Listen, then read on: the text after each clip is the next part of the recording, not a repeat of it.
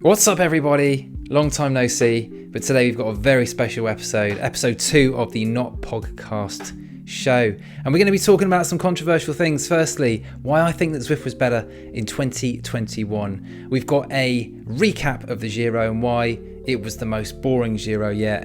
And finally, we've got why Pogacar isn't winning the Tour de France. Let's get into it.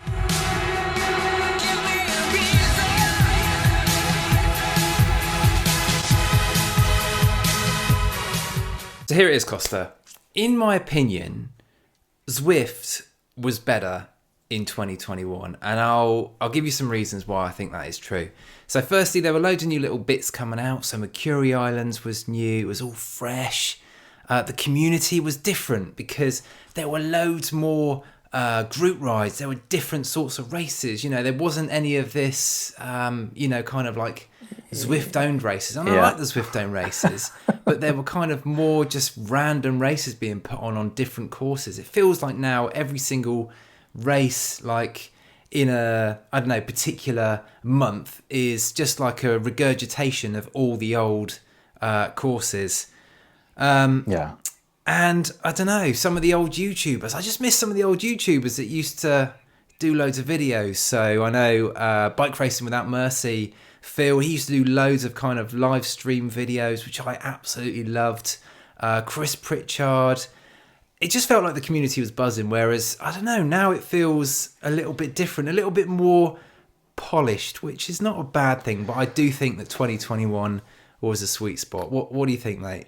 Yeah, you know, mate. Yeah. I totally on you on this one because Zwift is growing, right? And I felt like before Zwift was something that is really specific and unique for road cyclists, mostly for road cyclists.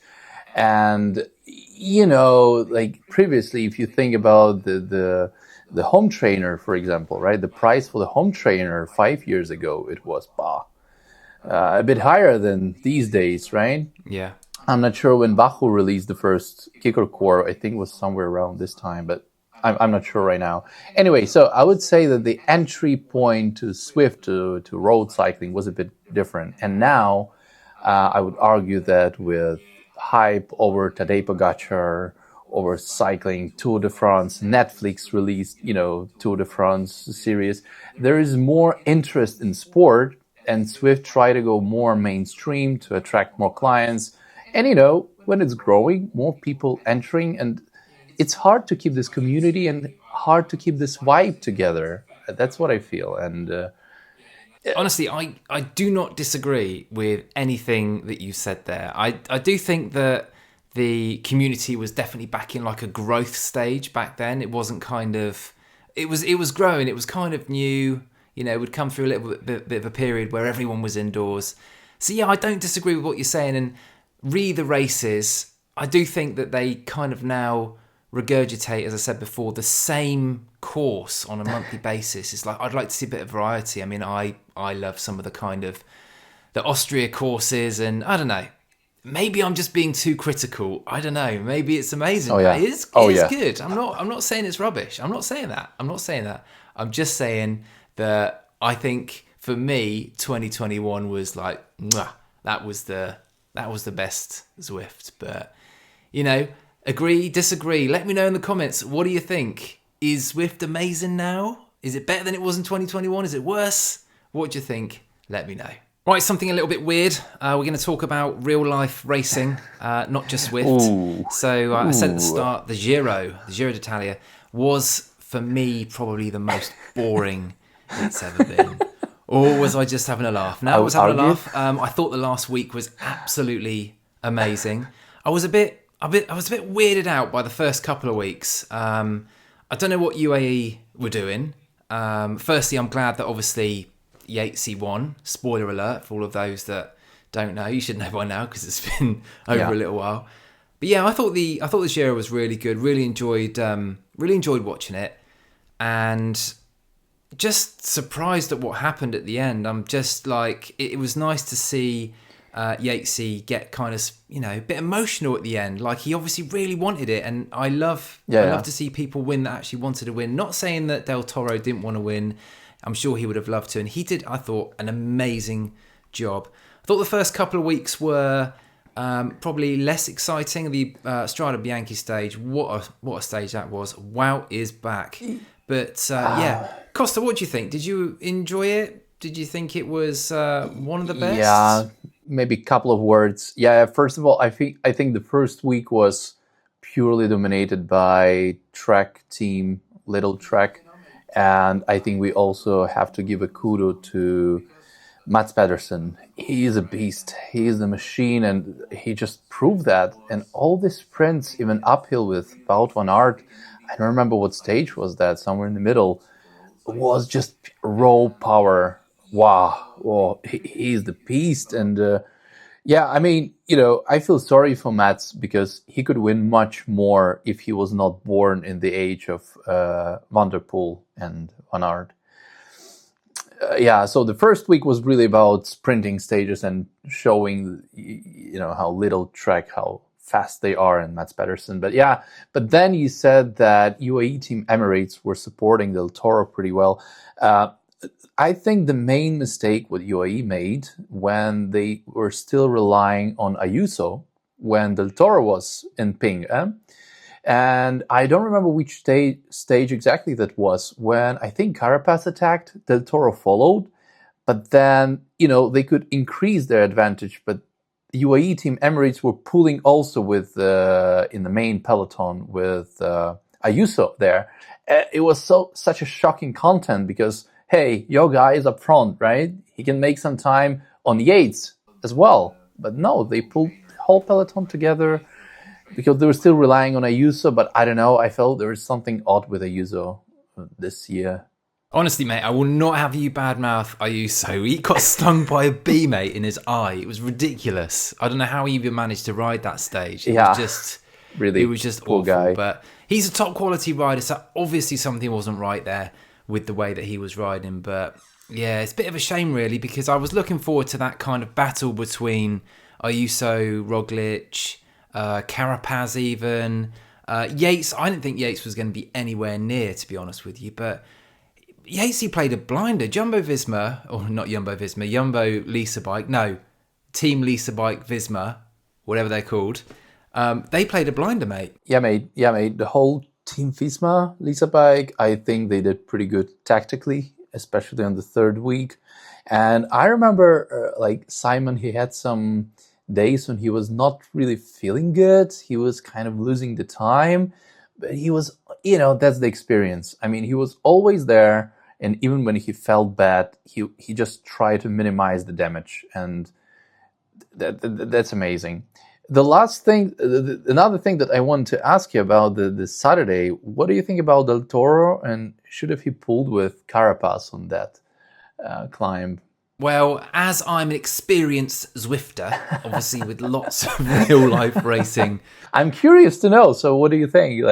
Would you pull? I don't know. I don't know what was. I don't know if he was being told to do something or what, but I definitely would have not. I would have fought all the way, I think, for the pink jersey. And I think because Yates hadn't really shown massive strength, I just think it was maybe a mistake just to let him go in the first place, because he was more worried. I thought Del Toro was more worried about Carapaz than he was actually kind of winning the race.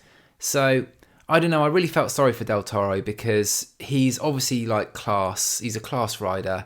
He's going to be super strong in the future. It was great to see him defend it like he did. It was just that one climb that I don't know whether he was kind of annoyed with Carapaz or what, but it was just such a shame that it didn't work out for him in the end. Obviously over the moon for Yatesy, but just can't believe that the team car didn't say, look, this is where Yates is. Now you've got to go, otherwise you're losing the Giro. Exactly. And that was the craziest thing. And today I read the news that actually UAE Team Emirates, the director, sports director, he said on the radio to Del Toro that he can pull and he should go for it. And now it's it's completely different perspective, that actually from the car they said go for it. You are losing the pink jersey, but he did not.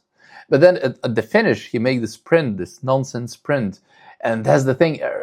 Everyone says yeah, he's super young. He's 21 years old. he was cracking under the pressure or something like that. But I don't know, mate. So if you are a race leader and you're losing the jersey, and like he said this nonsense that the second place is still good.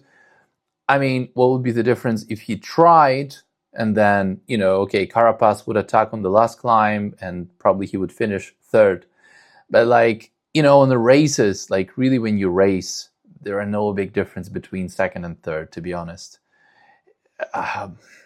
It's not the first place. And in cycling, that's the case when it's always happened actually on the races, whenever you are in the local races or in pro races, when one guy goes for attack and there is a small group of guys, like 3-5 chasers, there's always start these games, right? You follow, no, you. And then that's how, like, Van der Poel won, for example, the world championship 2 years ago, last year, I think, or 2 years ago.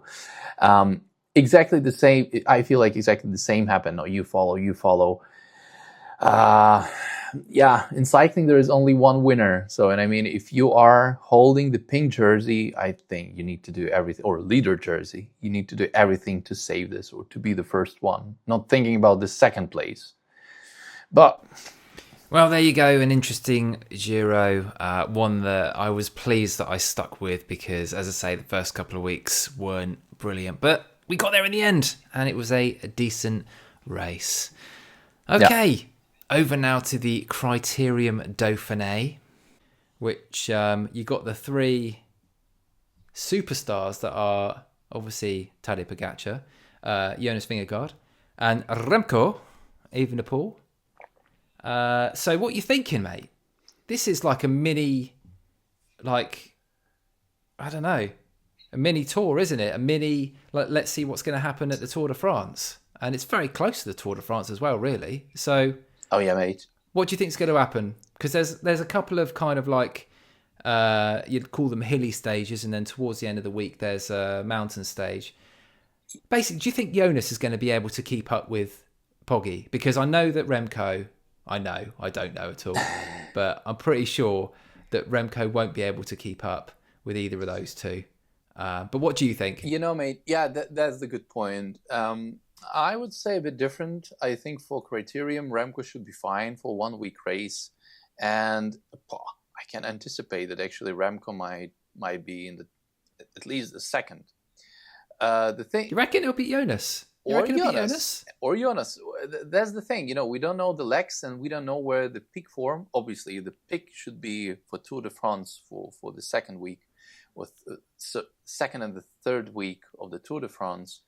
But yeah, mate, I wouldn't be surprised if Remco would actually be pretty good on Dauphiné. And if you would have a look on the on the stages, you're right. There's hilly stages, and maybe he will go for yellow jersey in one of these finishes. But yeah, I'm really curious to see about the Jonas, because Jonas, he missed almost once again the whole season, right?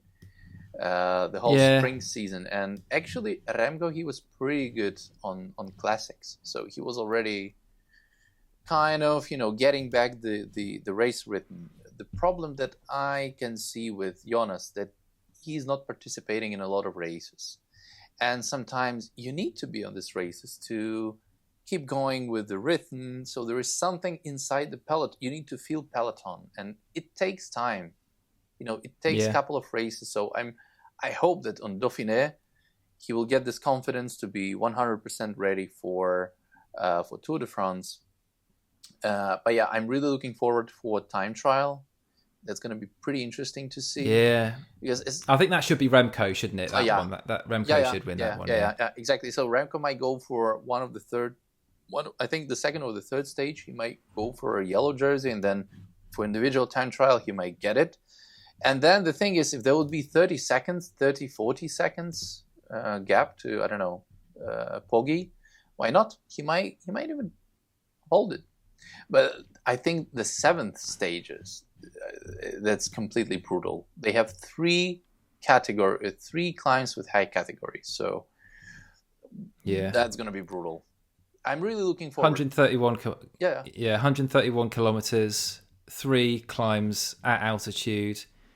It just looks awful. Yeah. It looks like the sort of thing that I probably just wouldn't make it over the first one. So, but I mean, I don't know. You kind of think if Renko can get over the first one, then he can do the next 2 as well. I'm not sure, but you know what Poggy's like. Oh, It'll probably go. What's it called? Col de la Croix de Fer. Or, yeah. My pronunciation is not great. 22K. He'll probably just go on that one. Yeah, and then just be like, I'll see you later. I think he can definitely try. He can definitely try to go there just to check the legs. You know, but on the other hand, I mean, Poggy had the good rest. So I think for Criterium, he should be fine. But I'm really doubting him for Tour de France. I'm not sure how he will react on the 3rd week. But yeah, that's more about Tour de France. I think we can talk about this later. But yeah, for Criterium... Poggy? Yeah. You think Poggy's not going to do Tour de France? I think he will not win Tour de France this year. Oh dear. Okay, well, you know, I thought we were friends, Kosta, and now you've just put that one out there. I'm doubting our friendship, if I'm honest. You know, mark my words. Like, he started the season in Tour. What was this? Oman Tour or Abu Dhabi Tour? I don't remember. So it was like one of these tours in January or February. Yeah. UAE Tour, maybe there was. And like, he was constantly on attack there. And then since then, he had the crazy season. And the thing is that when you go to Tour de France on the 3rd week, when it's all about recovery and how fresh you are, we'll see. Jonas would be super fresh, that's for sure. And, you know, the difference might be just I don't know, these races might affect Poggy for like 3%, but that would be enough to lose 40 seconds to Jonas on some of the stages. So I'm really doubting, you know, the race calendar of Poggy this season. I'm really curious to see, but that was my prediction since I saw his calendar, and like when I saw how crazy he went on all these Paris-Roubaix and Strade Bianche, that was just absolutely mental. And at some point in time, your body needs to pay for this. But we'll see. I mean, he's exceptional rider. He's exceptional rider, exceptional talent. Maybe, I don't know, but definitely I'm looking forward. Well, you said it. You've said it now. You've said it, and when it doesn't happen and Pogacar wins by like 5 minutes, we'll get you back on one of these. I'll say, retire, yeah. I'm not sure if that was quite right, but no, mate, interesting. Hot take that is. Okay, cool.